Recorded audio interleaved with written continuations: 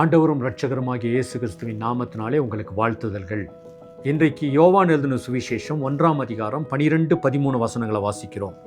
அவருடைய நாமத்தின் மேல் விசுவாசம் உள்ளவர்களாய் அவரை ஏற்றுக்கொண்டவர்கள் எத்தனை பேர்களோ அத்தனை பேர்களும் தேவனுடைய பிள்ளைகளாகும்படி அவர்களுக்கு அதிகாரம் கொடுத்தார். புதிய ஏற்பாட்டிலே 2 குமாரர்களை குறித்து நாம் வாசிக்கிறோம். ஒருவன் தகப்பனை விட்டு தூரம் ஓடினான், ஒருவன் தகப்பனோடு கூட இருந்தான், தினந்தோறும் தகப்பனை பார்த்தான்.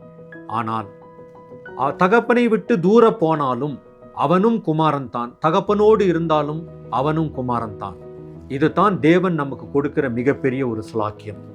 நாம் அவருடைய பிள்ளைகள் ஆகும்படிக்கு நமக்கு ஒரு புதிய அதிகாரத்தையும் புதிய ஸ்லாக்கியத்தையும் அவர் தந்திருக்கிறார்.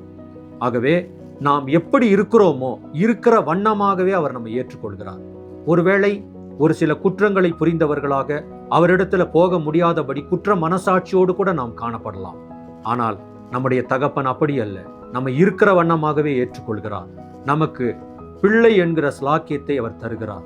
அந்த ஸ்லாக்கியத்தை பெற்றவர்களாக அவருடைய கிருபாசன தண்டையிலே நாம் கிட்டிச் சேரலாம்.